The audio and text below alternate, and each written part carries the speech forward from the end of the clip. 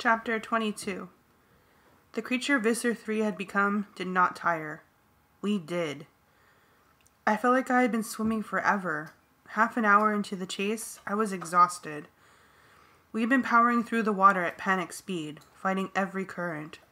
Fighting the terrible urge to rest as our tails weakened. Fighting the growing hunger. Whump, whump, whump. The Margaret never tired. It never weakened. It gained on us a foot at a time, bit by bit. I could see it now. A huge purple and red mottled bag that undulated and oozed through the water. It was propelled by the 3 huge water sacs, firing one after another. Between those loud bursts, the hundreds of tiny tails that covered its entire surface thrashed and kept up momentum. Whump, whump, whump. Then he spoke. We had all heard that silent voice in our heads before. It was like hearing the most terrible curses. It was pure malice and hatred poured directly into our brains. "I am coming for you, brave Andalite warriors," Visser 3 sneered. "I am coming for you." That voice churned my insides. I felt my own hatred flaring up to match his. The images Axe had painted, an earth brown and empty and filled with nothing but the slaves of the Yerks. I had lived my entire life without feeling hatred. It's a sickening feeling. It burns and burns, and sometimes you think it's a fire that will never go out. "I'm coming for you. You will be mine. Shall I make you controllers, or shall I simply eat you? The time for me to decide draws near. You weaken. Your time runs short." Whump, whump, whump. We had all been exposed to Visser 3. Axe had not. He seemed to shudder, even in his shark body. The dead shark eyes showed no emotion, but his swimming became erratic.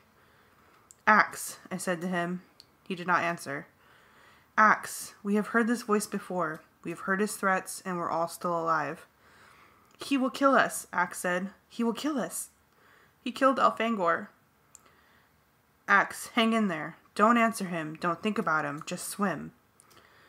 But Axe's fear was catching. He was right. We didn't have enough time to make it to land without being trapped in our dolphin bodies. And we would never escape him anyway. I glanced back. He was only 5 body lengths away. I demanded still more from my burning muscles, but there was nothing more to ask. "This is the end, Cassie," I told myself. "This is the end." I felt the terrible hatred surge in me again, but I didn't want to end my life that way. I would not die with hate in my heart. That would be one victory I could deny Visser 3. I let my mind drift, even as my shattered body struggled to go on. I felt my mind floating back, to the barn, and all the animals there. To my father, my mother, to Jake. I remembered good things, riding the high thermals with Tobias and the others, with wings spread wide. Good days. Sitting at my grandmother's feet as she told me a story of our family, of all the generations who had lived on and worked the farm. And then a more recent memory surfaced, the whale. I remembered his huge, gentle silence filling my mind. I could even hear his song. Wait, I could hear his song. That wasn't a memory. I was hearing his plaintive, haunting song, reverberating through the water. He was not far away. I opened my mind and let my human consciousness slip away. I let go. I invited the dolphin mind. The mind that loved to play and loved to fight and loved the feeling of soaring out of the water right into the air like a bird, to surface in my head.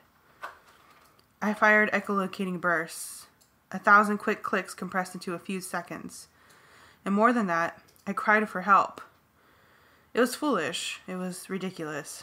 But I cried out in a silent plea, like a child with a nightmare calling for her mother. "The monster is after me! The destroyer! The evil one! Help me!"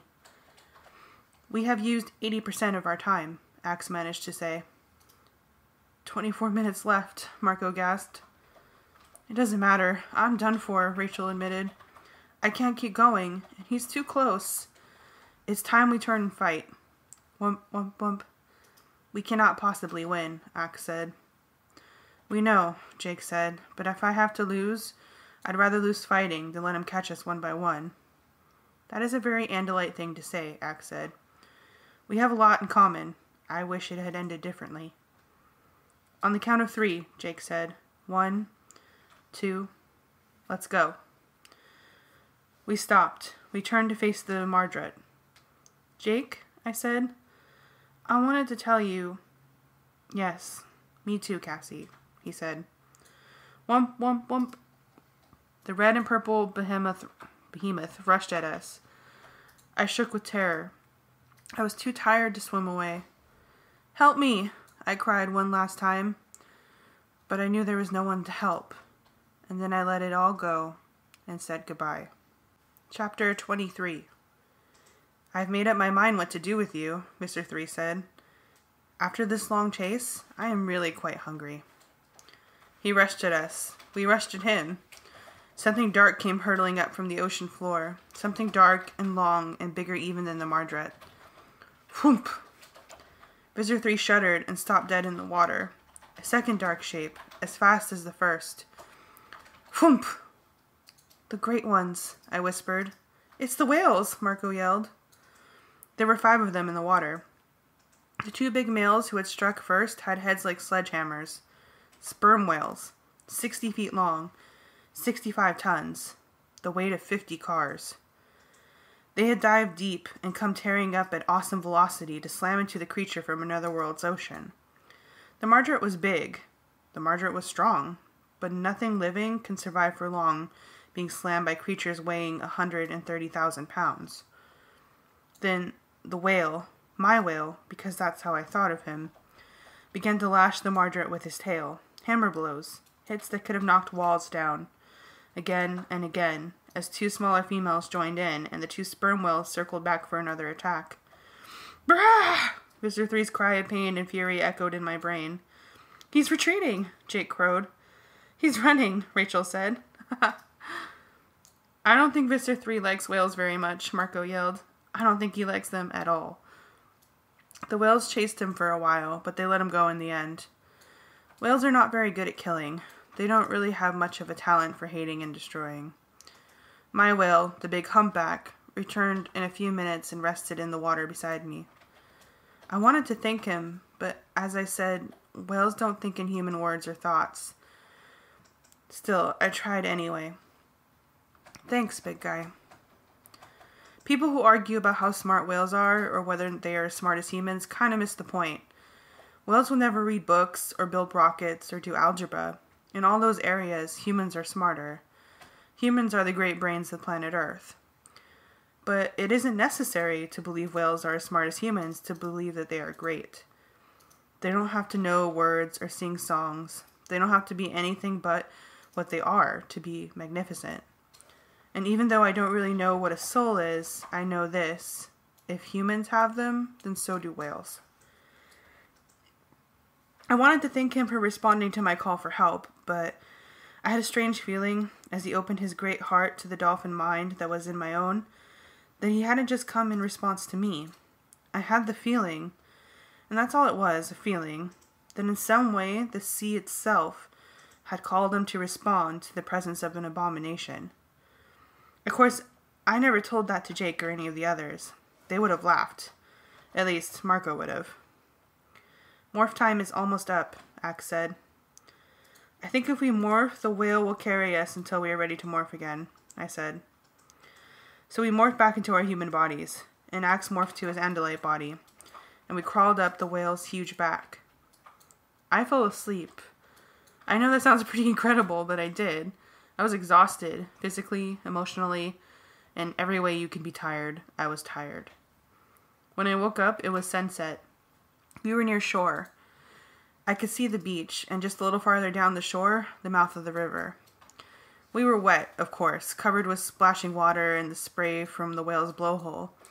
It was a little cold, especially now that the sun was going down. But then again, I wasn't Visitor 3's lunch, so I wasn't going to complain. Jake was sitting cross-legged on the whale's back, smiling at me.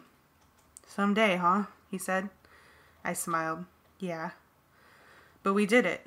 We saved the Andalite, and we got out alive. Barely, I said.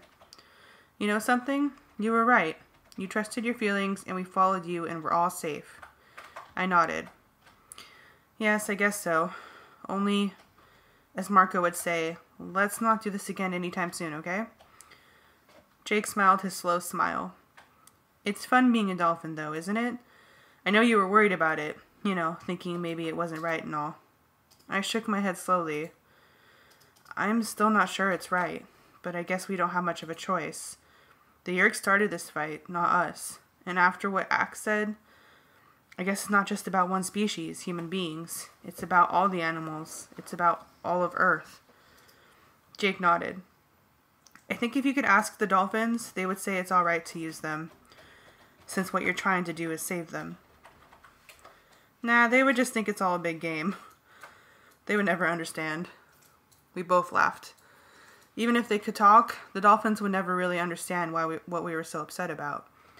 We knew that better than anyone. I guess that's true, Jake said. But we do understand. He met my gaze. We do understand what's at stake, and we'll do whatever we have to do to win. I knew what he was trying to tell me. We'd used the dolphins to save them. We used other animals to save them too, and that made it okay. Chapter 24.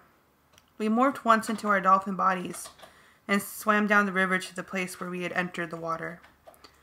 We beached ourselves in the shallow water and returned to our human bodies. It feels good to be human again, Jake said. Marco said, Oh, Jake, you were never exactly human to begin with. I guess it was funny, but we were all too tired to laugh.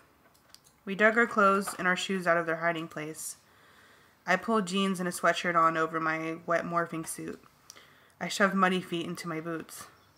Strange, Axe said, watching us very closely. What is the meaning of the things you place on your bodies? It's clothing, Rachel explained. Why do you wear it? Does it protect you from the environment? Yes. That plus the fact that people get very upset if you walk around naked, Marco answered. There was a fluttering overhead.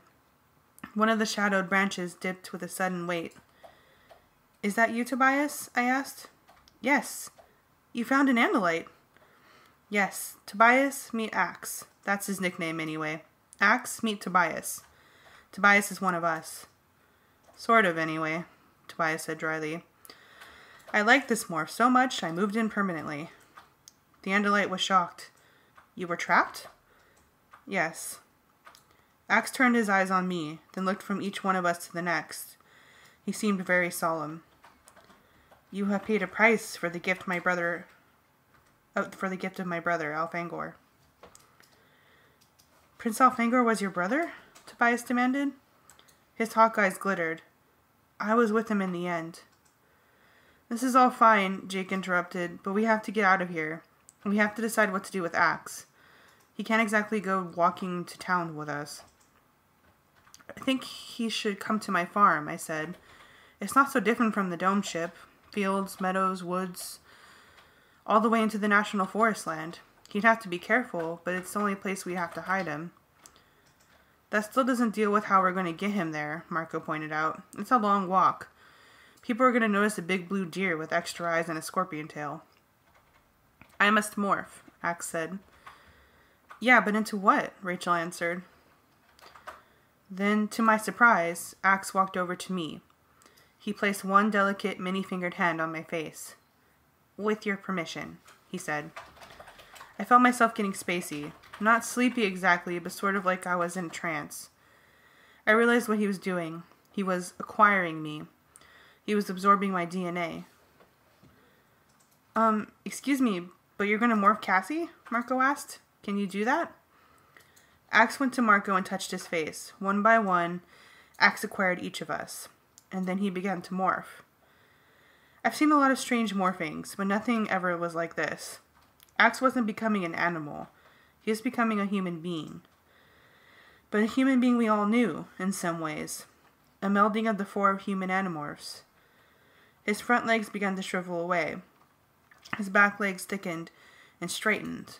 Suddenly a mouth appeared in his Andalite face. The scorpion tail shrank and disappeared. He reared up and stood erect. I think we better give Axe some privacy, I suggested. Is it going to be a boy or a girl? Mark wondered. Either way, let's turn our heads, I said. We did. Probably just in time. Hey, Axe, in the pile of clothes there is an extra pair of boxers and a t-shirt. Put them on, okay? Jake said. A few minutes later, we turned around. We all stared. Axe had the t-shirt pulled on like a baggy pair of shorts. The boxers were on his head. Okay, Jake said. Few small adjustments needed. Axe, are you male or female? I chose to be male. He stopped suddenly, eyes wide. He was surprised by his mouth. It was not something Andalites understood. I chose male because I am a male. Word. Male. Is that a good choice? Choice? Choice? He twisted his lips around and stuck out his tongue. Strange, he said. Male is fine, Jake said. Rachel, Cassie, turn around. Marco and I will help Axe adjust his clothing. When I looked again, Axe was dressed normally. But he did not look normal. He was of medium height, a perfect balance between Rachel and Marco. He was of medium build, somewhere between Jake and Marco. His hair was brown, with just a little of Rachel's gold and a tiny little bit of my curl. His skin was the color of light brown sugar, a blending of my brown and Marco's olive, and Jake and Rachel's pale white. He was human and yet somehow strange. He jerked his head this way and that. How do you look? Look.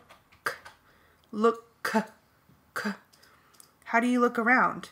Ound, behind. I grinned. It was exactly like every time I first morphed a new animal. He was getting used to his new body, or at least trying to. As I watched him play with his lips and try out new sounds, he suddenly tumbled forwards. Jake grabbed him and held him. You only have 2 legs now, Axe, he said. Yes, 2. Ooh, very shaky. Yeah, we're a shaky species, Marco said. Well, let's get out of here, Jake said. Axe, I said, don't talk to any strangers on the way home, okay?